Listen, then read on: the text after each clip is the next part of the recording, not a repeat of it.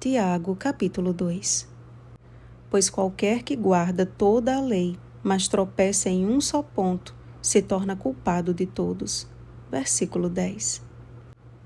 No Evangelho segundo Mateus, vimos que as primeiras palavras de Jesus no Sermão do Monte foram estas: Bem-aventurados os humildes de espírito, porque deles é o reino dos céus. Mateus capítulo 5, versículo 3. A continuação da carta de Tiago aos cristãos espalhados por todo o mundo enfatiza a lição deixada pela bem-aventurança inaugural do Sermão da Montanha.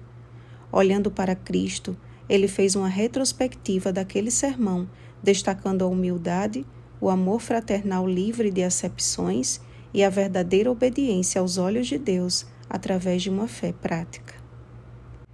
Incomodava Tiago o fato de ainda haver diferenças entre os irmãos, de modo que se comportassem exatamente como os de fora, tratando de forma desigual ricos e pobres. O menosprezo para com os desfavorecidos sociais era totalmente contrário à lei que afirmavam guardar.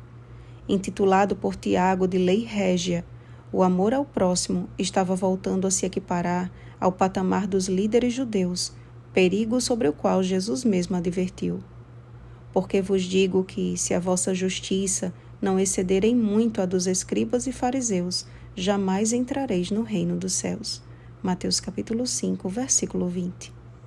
Honras e privilégios eram dados a uns, e a outros o descaso e a indiferença. Falavam de amor cristão, mas na prática não passava de um jogo de interesses. Lembram quem é o destinatário desta carta?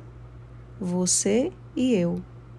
É muito fácil lê-la pensando que foi escrita para os cristãos daquela época, mas tê-la em mãos e pensar que é para você e para mim causa um impacto bem diferente, não é mesmo? Notem que Tiago encheu este capítulo de perguntas retóricas.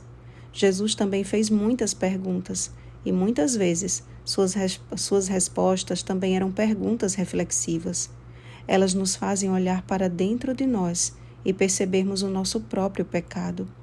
A acepção de pessoas não ficou no passado, ela continua.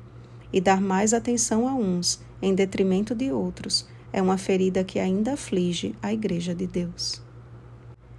Ainda no Sermão da Montanha, Jesus afirmou: Não penseis que vim revogar a lei ou os profetas. Não vim para revogar, vim para cumprir. Mateus capítulo 5, versículo 17. Tiago também utilizou de argumento semelhante ao exortar-nos à obediência a todos os 10 mandamentos. Além de denominar o amor ao próximo de lei régia, ele também denominou os 10 mandamentos de lei da liberdade, pela qual todos seremos julgados um dia. Mas até que o céu e a terra passem, nem um i ou um tio jamais passará da lei até que tudo se cumpra. Mateus capítulo 5, versículo 18. Ainda vivemos debaixo do mesmo céu e sobre a mesma terra. Portanto, a nossa fé em Cristo deve continuar se manifestando através de uma vida de obediente serviço, pois a fé sem obras é morta. Meus irmãos, qual é o proveito se alguém disser que tem fé, mas não tiver obras? Adianta um homem possuir uma perfeita oratória enquanto maltrata sua esposa e filhos em casa? Do que vale uma mulher de aparência piedosa, mas de língua perversa? A coerência em alguém que se diz cristão enquanto trai o seu cônjuge?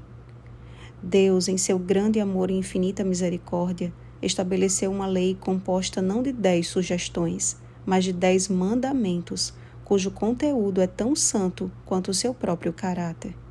O Supremo Legislador pensou em nosso bem-estar eterno quando a esculpiu em 2 pedras. Em uma delas, ele estabeleceu como deseja ser amado, Êxodo capítulo 20, versículos 3 ao 11.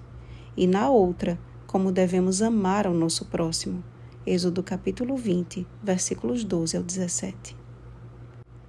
Gosto muito da ilustração de um rosto sujo.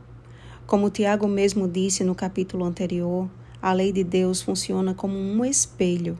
Ela mostra a nossa sujeira, o nosso pecado, mas a escolha é nossa de cometer a insensatez de apenas contemplar e ignorar o que estamos vendo ou admitir que precisamos da ajuda de Cristo. porque ninguém, em sã consciência, limpa o que está sujo com o espelho. Somente Jesus, a água da vida, pode nos purificar de todo o pecado. Deseja você, como Abraão, ser chamado amigo de Deus? Abraão creu e obedeceu. Jesus confirmou esta verdade quando falou aos seus discípulos: Vós sois meus amigos, se fazeis o que eu vos mando. Isto vos mando, que vos ameis uns aos outros. João capítulo 15, versículos 14 e 17. Seja a nossa vida uma manifestação do amor de Deus derramado em nosso coração pelo Espírito Santo. Romanos capítulo 5, versículo 5. Eis a verdadeira obediência. Oremos, amados. Pai nosso que está nos céus, nosso amigo, santificado seja o teu nome. Opera em nós, por meio do teu Espírito, o milagre do amor. Amor a ti e amor ao nosso próximo, sem fingimento e sem acepção. Imprime em nós o caráter de Cristo, um caráter que prefigure a atmosfera celestial. Imprime em nosso coração a tua lei, a lei da liberdade, para que sejamos teus verdadeiros adoradores e imitadores de Cristo. Ó Senhor, até quando? Guarda-nos para ti e volta logo. Clamamos em nome de Jesus. Amém. Vigiemos e oremos. Bom dia, amigos de Deus. Oremos pelo batismo do Espírito Santo. Oremos uns pelos outros. Rosana Garcia Barros.